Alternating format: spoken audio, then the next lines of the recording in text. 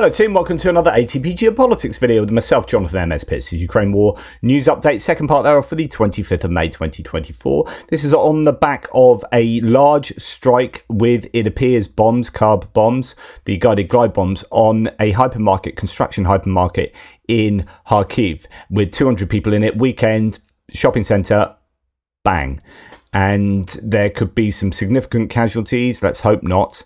But this is an act of terrorism, I would argue, and it goes to show that Ukraine need the restrictions lifted on their ability to use Western weapons on Russian territory. Those airframes would not have been able to take off from that base, which is well within ATACMS range, had the Ukrainians been able to take out that base, but they haven't because they can't. And that has left, in this case, a hypermarket getting targeted by the Russians. And there's some pretty horrific footage coming out of there. Now, in that, in that context, we have the Economist interview here with the NATO boss Jens Stoltenberg. NATO's boss wants to free Ukraine to strike hard inside Russia. So I think this is a good time to go through this. Jens Stoltenberg says the rules on using Western weapons should be eased. So NATO Secretaries General do not normally attack the policies of the alliance's biggest and most important member country. But Jens Stoltenberg, whose 10-year stint in charge is coming to an end, has done just that. In an interview with The Economist on the 24th, he called on NATO allies supplying weapons to Ukraine to end their prohibition on using them to strike military targets in Russia. Mr. Stoltenberg's clear, if unnamed, target was the policy maintained by Joe Biden, America's president, of controlling what Ukraine can and cannot attack with American-supplied systems.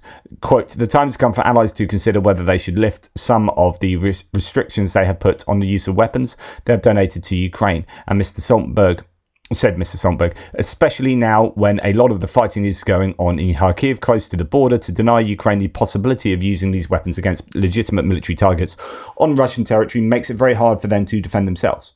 Now, back to me. Of course, we know, because I've spoken about it before, that it's just not even a coherent strategy, since Russia have already declared that the four areas of Luhansk, Donetsk, Zaporizhia, Kherson, and of course Crimea, 5 areas, are Russian territory. It is part of their constitution.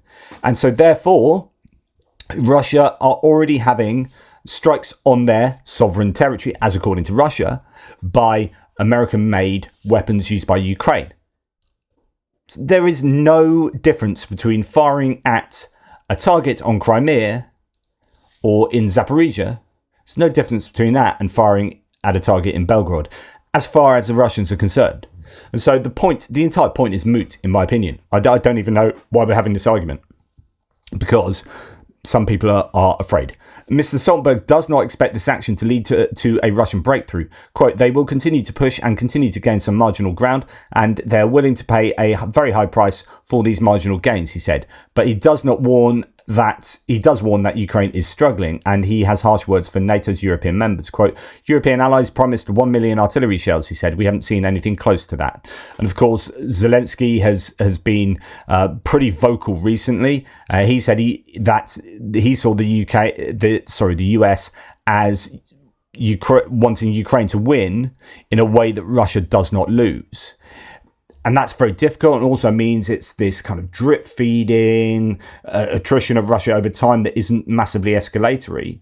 But Russia doesn't really get absolutely hammered to the point that they do something properly escalatory, is kind of the theory there. Some Western allies say that America has sought to micromanage the way in which Ukraine fights ever since the war began. Time after time, the Americans have denied Ukraine weapons it urgently requested, only to relent many months later. The list included the HIMARS multiple rocket launch system, Abrams tanks, F-16 fighter jets, and ATACMS, a tactical ballistic missile system.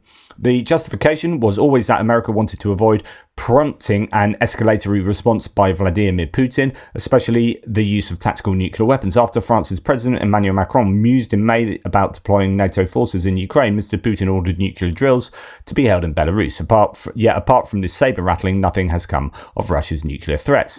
Mr. Stoltenberg acknowledged the risk of escalation. The task, he said, is to, quote, prevent this war becoming a full-fledged war between Russia and NATO in Europe. But he drew a distinction between the supply of weapons and training and military engagement. Quote, we provide training, we provide weapons, ammunition to Ukraine, but we will not be directly involved from NATO territory in combat operations over or in Ukraine. So that's a different thing. Mr. Stoltenberg drew a similar line on the suggestion of stationing troops in Ukraine if its government requested them, an idea championed by Emmanuel Macron, France's president. Quote, that's not the plan. We don't have any intention to send NATO troops, ground troops into Ukraine, because our purpose has been twofold: to support Ukraine as we do, but also to ensure that we don't escalate this into a full-scale conflict. There are now signs America may be moving towards allowing Ukraine more leeway in its targeting. And of course, Antony Blinken is being mentioned here. Then there's Lloyd Austin, David Cameron, what he said recently, Jake Sullivan and his positioning. Mr. Stoltenberg, it continues, seems well aware of the asymmetric advantage Russia derives from what amounts to a grant of sanctuary from American long-range weapons. This allows Russia to concentrate forces, safe in the knowledge that Ukraine cannot use its most effective weapons until they cross the border. They can also launch weapons such as Lancet drones from Russian soil in relative safety.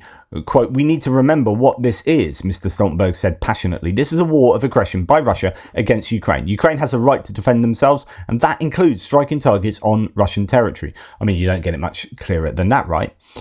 His predecessor as Secretary General, Anders Fogh Rasmussen, called on May the 14th for NATO countries in Eastern Europe to be allowed to use ground-based air defences to shoot down Russian missiles and drones aimed at Ukraine. Mr. Stoltenberg, rejecting that idea, said we will not be party to the conflict. But it does seem that he is on the side of being able to use, or the Ukrainians being able to use, Western military equipment and munitions into Russia. And it finishes, or nearly finishes, quote, sorry, not quote, the alliance works by unanimity. For Ukraine to satisfy every member's political demands will be hard. The alliance's other members would be obliged under its Article 5 to come to Ukraine's defence if it were attacked. So this is about joining NATO. And that unanimity issue is also an issue with the EU that's having, again, consistently the case, isn't it? Problems with Hungary vetoing one of the frozen, I think it's the profits from frozen assets, that 3 billion a year. I think Hungary are trying to veto that at the moment. I thought that was all going through. Anyway, I digress. In an interview, Mr. Stoltenberg warned Russia that cyber attacks, and this is a super important point. I've made this point many times to you guys, but most recently in my appearance on Touchney, where I talked about, look, what is war? Is in what qualifies as triggering Article 5. Like, if you are doing cyber attacks on a water pipeline or a hospital that tangibly affects a hospital's functioning, that's functionally the same as dropping a bomb on that hospital. You know, if no one died in each case, but you stop the hospital from working by attacking it with cyber tools, then I see that as warfare. It's still a warfare. So why does one trigger Article 5 and the other doesn't? And anyway, this is interesting from Stoltenberg.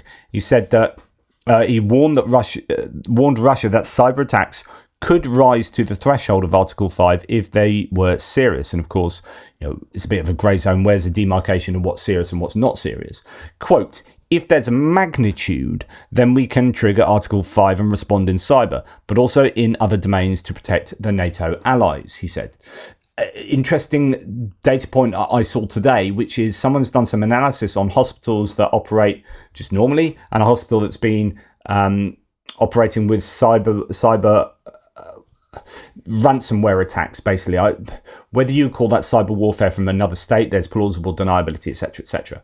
But actually there was a difference in mortality rates, and you can actually draw a conclusion that cyber attacks on hospitals do cause people to die. It's as simple as that. And if you have a state actor that is cyber attacking, as they did with French hospitals recently, with state controlled cyber warfare assets, and people die in that hospital as a result of that, then I don't see what the difference between that and sending a tank in that blows up a house and kills a couple of people, right? That would be the spark of a war, that latter case. But in the former, apparently not enough to trigger Article 5. something weird going on there.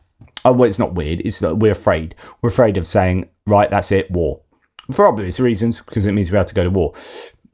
So you do these calculations whereby, okay, if we went to war, there'd be millions of people dying. And at the moment, with that cyber attack, only 3 people died. And, we can get away with saying, I don't know who did that. Right, moving on to military aid proper here. We're going to start with Germany, who have, I say finally because it has been delayed a number of times. So they finally got their IRIS-T SLM. So that's a medium-range air defense system. So the SLS is short range, a medium range air defense system. They've got that to Germany. It's now the 4th unit in Ukraine's arsenal. So in the long run, Germany will deliver 9 of these and SLMs and 11 SLS, which is a shorter range system. So that's 20 systems altogether. Very useful for the Ukrainians, of course. Not the sort of thing that can take down a ballistic missile, but super useful for lots of other munitions and targets. The US Department of Defense has announced a Presidential Drawdown Authority package, number 58, worth $275 million. This is a pretty significant package, but this is really important stuff. Ukraine need this. Is a bread and butter stuff that Ukraine needs to keep fighting in the war. It doesn't have anything crazy exciting in terms of, here's 20 tanks or here's 100 Bradleys or something like that. But it is super, super important stuff. Pretty much all ammunition. Notable inclusions are, quote, precision aerial munitions, which is JDAM ERs, and small diameter bombs. We'll talk about them in a little bit of depth in a second. And additional recovery vehicles. So we've got ammunition for HIMARS, 155 and 105 millimeter artillery rounds, obviously super important. 60 mil mortar rounds, super important. Tube launched, optically tracked, wire guided missiles, the TOW missiles for the Bradleys. Javelin and 84 anti-armor systems. So your shoulder-launched ATGMs, anti-tank guided missiles and whatnot. Precision aerial munitions, we'll talk about that. Small arms staff, demolition munitions, anti-armor mines, tactical vehicles to recover equipment, very useful. Helmets, body armor, chemical, biological, radiological, nuclear protective equipment, and spare parts maintenance and other ancillary equipment. So 275 million is a lot of money.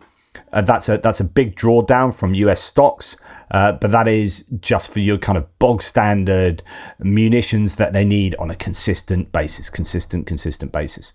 Right, talking about these precision bombs, we've seen some imagery, and we've also we'll come on to all the different ways that we know that they are getting these bombs. It's pictured here on a MiG-29. These are American Light Guided Air Bombs, GBU-39. Now, these won't have the range, I don't think. It's not like they've got glide kits attached to them, like the JDAM, which give you JDAM ERs for extended range. They give you that extended range. These are your precision bombs, so they will have a bit of ability to move, I would have thought. As there's a Washington Post article as well that has led us to understand that they are using these and using them quite effectively. So Ukraine received GBU-39B small diameter bombs in November 2023, presumably for integration on the MiG-29 and all the Su-27. While it's been long known that Ukraine was receiving GLSDB, so ground launched small diameter bombs. So these are these small diameter bombs that are then given the kit so you can fire them out of a rocket launcher like a HIMARS. So you give them wings and a glide kit, and then you fire them out and you've got 150 kilometers of range. These are those dumb bombs, if you like, although I think they are precision to a degree. They have they are getting these as well. So while it's been known that they've received GLSDB via the USAI, which is ordering them from the manufacturers, the provision of small diameter bombs via PDA, Presidential Drawdown Authority, so you're not having to order them, you just got a big stock of these in American warehouses, and you just give a bunch of those to the Ukrainians and then wonder whether you need to replace them. But that's been previously undisclosed. So some interesting points from this Washington Post excerpt here. One US weapon used by aircraft, the GBU-39 small diameter bomb, has proved resilient to jamming, according to the confidential documents. So nearly 90% of dropped bombs struck their target, the assessment found. That is excellent. So we've heard about a real drop in precision to the point where the Excalibur artillery round, that is a precision guided round and is also expensive, has dropped, and I don't know if it's improved since then, but it had started off with a really good strike rate at, I don't know, it was something like 75% or something like that. It's dropped to 6%, which is terrible. And of course, that's due to jamming. Well, actually, these GBU-39s are not so easy to jam. So a smaller surface area makes it more difficult for Russian systems to detect and intercept, the document said. Ukraine first received the aerial weapons, which has not been previously disclosed by the Pentagon, in November 2023. The GBU-39 was also adapted for land use in HIMARS systems, a development the Pentagon official said, quote, would increase the range of rocket artillery, and that's linked there. But the modified weapons known as ground-launched small diameter bombs, or GLSDB, proved ineffective compared to those launched from airplanes. Ukrainian officials said the ground versions were tested in Ukraine, one official said, and the Americans are working on adjustments before providing them anew. So there's an ongoing project there. But yeah, really, I think interesting that they are getting these and that they appear to be using them effectively. This is an interesting quote. Senior Ukrainian military officials said Storm Shadow air-launched cruise missiles provided by Britain are less susceptible to Russian jamming because they do not rely solely on GPS. So when you jam GPS or spoof it, obviously that can then either send you off to another place that you want, or just stop you being able to work out at all where you are, and you kind of end up crashing wherever or falling out the sky, whatnot. But Storm Shadows, they have two other navigation systems on top of GPS, including an internal map that matches the terrain of its intended flight path. So if the GPS gets knocked out, they can just continue using alternative methods that might not be quite as accurate, but it means that they are still able to do broadly the job that they were launched to do. Russian air defences nonetheless have had some success in intercepting Storm Shadows, that is, and we saw a Scow PG that was supposedly intercepted the other day, but the others did get through and took out the target. So Technical says this is quite possibly one of the most significant upgrades Ukrainian Fulcrums, so they are there. I don't know if that's the MiG-29s of the Fulcrums or is it the Su-27s. Anyway, SDBs are capable, plentiful, that's really key, and more importantly, cheap. Flyaway cost for an SDB, small diameter bomb, is $36,000. So for one of those bombs, it costs $36,000, which sounds like a lot of money, but actually is relatively cheap for munition. That's less than a quarter of a Gimler's rocket. So you send out one of the rockets from a pod of 6 or a pod of 12, for a pod of 6 from a HIMARS, pod of 12 from an M270, you are spending 4 times as much on one of those rockets. So less than a quarter of a Gimler's rocket, and roughly 10% of an M982 Excalibur. So the artillery round that's precision guided, that has had a worse and worse success rate in Ukraine as the Russians have been able to jam it and whatnot, costs 10 times more than an SDB. Quite incredible. And now confirmed, Ukrainian Air Force fighters have been modified to carry US supplied GBU-39 SDB precision guided glide bombs. The Fulcrum appears to be fitted with a pair of BRU-61 carriage systems, allowing it to carry out to 8 of these small diameter bombs. I don't know how much they can glide. I think they will be guided, maybe. Yeah, I'm not sure. Yeah, because otherwise they become JDAMs, right? And they aren't those. Ukrainian fighters can now salvo up to 8 SDBs at Russian targets from dozens of miles behind the front. So because they don't have the glide kit, I think they do have to be released. I mean, it's more risky to use them because you have to, the higher up you get, the longer the range, but the higher up you get, the more susceptible you are to being targeted and shot out of the sky. So therefore you kind of go lower to release them, but the lower you go, the smaller the range is.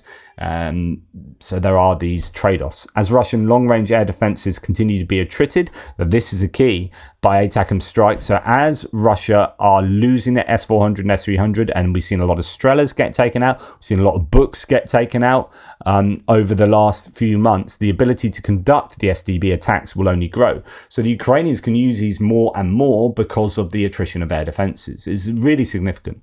Also, just as a reminder, in the context of these SDBs here, that the AASM Hammer, so this is a guided glide, but again, it doesn't have wings, but it does have the ability to glide and precision,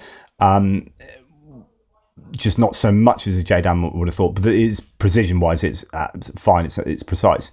And these are insensitive to jamming. So this is the French-provided Hammer, which they are providing 60 a month, is it, or 50 a month for 12 months. So they get 600 in total. And we've seen these be used. We've seen them on the bottom of airframes, as you can see there, and they are having some decent effect. One would think a lot because they are very difficult to jam.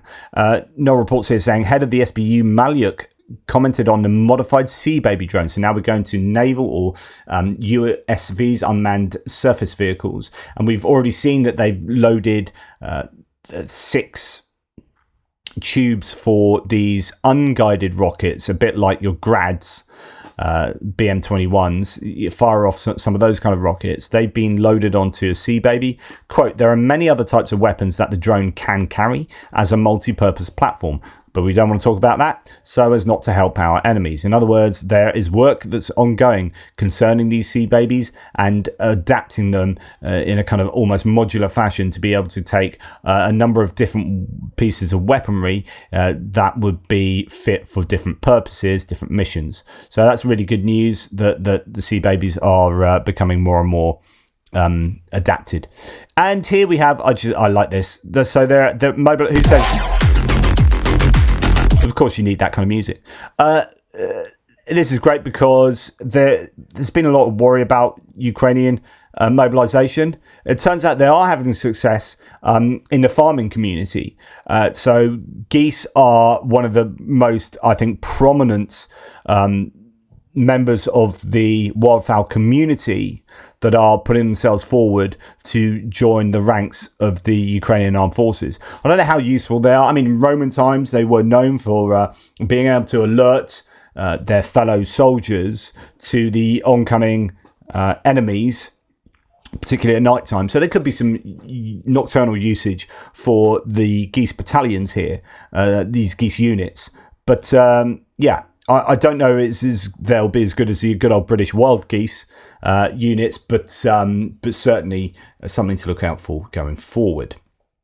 We're going to go on to Russia. So Putin's spokesman, this is very significant, although you can read this in 2 ways. There's no need for mobilization in Russia, says Dmitry Peskov, which you can read as there is need for mobilization in Russia, because when the Russians say things, sometimes they mean the complete opposite. Quote, we have a very active and ongoing recruitment of volunteer contractors. It goes daily. I mean, this is true. I talked about this in the first video today, where I was talking about that video from the Chinese guy, mercenary, who himself is obviously Chinese, saying he's talking about Nepalese, Indians, Cubans. One of the guys he featured was a black guy who wasn't Russian, but I don't know where he's from. So, and he was talking about different units. So like one unit is where there was 50% Russians, and so you can understand there's an awful lot of ways that the Russians are recruiting. Anyway, quote, and the president has said repeatedly that in the opinion of the military, there is no such need. The Financial Times previously published an article saying that Russia would have to start mobilization by the end of this year. Personally, they need to start it now. Russia need to nationally mobilize. If they do, Ukraine are in a little bit of a bind there, because at the moment, Ukraine are able to constrain the Russians to a degree. Like, yes, the Ukrainians are on their knees and they are desperately trying to mobilize themselves. But with the help of allied military assistance, and if they're able to fire into Russia, it'll be even more. They have been able to stop the offensive up in Kharkiv pretty much at the moment. We'll see how that goes. And although the Russians are moving in certain areas on the eastern front line, the Ukrainians are causing the Russians they are making that advance incredibly costly. They need to mobilize. If they want to achieve anything that's more than just a minimal kind of, we'll keep what we got at the moment type thing, then they will need to nationally mobilize. But of course, that comes with all sorts of economic and political risks. Trentelenko here talks about an area of the Chinese and Russian economy in terms of the manufacture of weapons. I want people to pay a great deal of attention, he says, to this development for two reasons. So the development is a giant Chinese surveillance camera manufacturer secretly fled Russia. The site is not working. The phones are not answering. Hikvision has left Russia, according to C News, sources in the IT market. This is a Chinese manufacturer of video surveillance systems, which occupied up to half the Russian market. Company did not warn anyone about its departure. It stopped its work overnight. The company's website and social networks are unavailable. Phones are not answered. I wonder if this has anything to do with US sanctioning. It could be. So he says, says Trent Telenko, it confirms UK intelligence was right about China's providing weapons to Russia. 2, it confirms Jake Sullivan knowingly lied about that UK intelligence. Well, I'm going to call this out from Trent Telenko because I think this is the wrong reading, but we'll go and read the rest of the thread because I think it is interesting. Grant Shapps says, he's a UK Defence Secretary, said, we have intelligence to suggest that China is providing lethal aid to Russia. Jake Sullivan came out and said, we didn't know about that. I'll have to go and check that one out, but we're not aware of them providing lethal aid. Then Grant Shapps came out again and said, actually, yeah, I've checked. We do have intelligence for that. Something's going on there, right? But that's to do with lethal aid. And you could have a situation where either the British intelligence is lying, Jake Sullivan is lying, or one of those two, or no one's lying and UK intelligence has more knowledge than US intelligence, or they're not lying, they just made a mistake and been incorrect, right? So all of those options are still on the table here. But this doesn't prove that, because this isn't lethal aid. These are components that can be used for lethal aid. And I think it's a really important difference there. So a giant surveillance camera manufacturer is making surveillance cameras, but that is not, you can't kill someone with a surveillance camera unless you smack them over the head with it, in which case anything's lethal aid. These are components that can get used in the manufacture of weaponry. So this is kind of dual use stuff, okay? But it's not lethal aid. So this does not qualify as the Grant Shapps, Jake Sullivan thing. And I think that's so obvious that it annoys me that he makes this claim.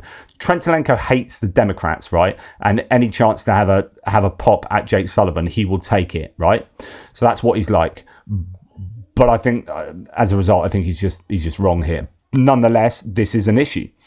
Those kind of manufacturers are in Russia, enabling them to make weapons with their components. This Chinese state-owned firm sold cheap uncooled microbolometer thermal imager sensors for Russian drones. Uncooled microbolometer arrays work well for short-range imaging applications like drones and rifle scopes. And again, it gets down to China could be plausibly, they had that kind of plausible deniability, which is where they say, we're going to make... So I think, isn't there a Chinese drone manufacturer over in Russia, that's making octocopters for agricultural purposes? And of course, it's not lethal aid, but it is co-opted very easily to be lethal. And there's that grey area. Everyone knows what's going on, but technically, if we sell these octocopters to the Russians... Okay, well, these are agricultural drones. We didn't know they were going to use them for the military. Yes, we did, of course, but you get my point. Chinese state security is the biggest user of microbolometer thermal imaging sensors for its public surveillance camera system. Tricking out DLI and other drones with them is an increasingly lucrative sideline business in China. The Chinese security firm also seems to have been letting Russia know the internet back doors to these cameras to play forward observer for Russian strikes on high priority targets in Ukraine. I've been tracking the spread of these mainly Chinese manufactured uncooled microbolometer thermal imager sensors since the 2014-15 ATO in Ukraine. See the 2023 thread excerpt below. These Chinese microbolometer thermal imager sensors used on Russian drones absolutely do count as weapons. And see, this is why he's going to this is lethal aid, whereas I would say it's not. But they are needed for certain lethal aid weapons. This Chinese firm abandoned Russia overnight to avoid Western sanctions because that UK intelligence public report caught them. the fact that a large-scale trade in Chinese manufactured microbolometer thermal imager sensors has been on RUAF drones, Russian armed forces drones, for most of the year was an open secret, in much the same way that the public lynching of African Americans in the US South was from the 1870s to 1920s. A random parallel there. Kudos to UK intelligence for breaking this open secret, and boo hiss to the delusional Western escalation management clique centered on Jake Sullivan and German Chancellor Scholz that wants to maintain the open secret about Chinese manufactured thermal images. Something is going on here. I don't know whether this is something you can hit those people with. Maybe it is. I mean, that you've got a change there is good news. So if that is US sanctions working, then actually we should be going, well done, US sanctions are working. Would they have worked had the UK intelligence claim come out? I don't know. I don't know if this is all connected directly to what Grant Shapps said the other day. Nonetheless, it's good news that has stopped. But people need to be keeping an eye on this kind of activity, of course. Anyway, thanks for watching. Please like, subscribe and share. Take care, and I'll speak to you soon.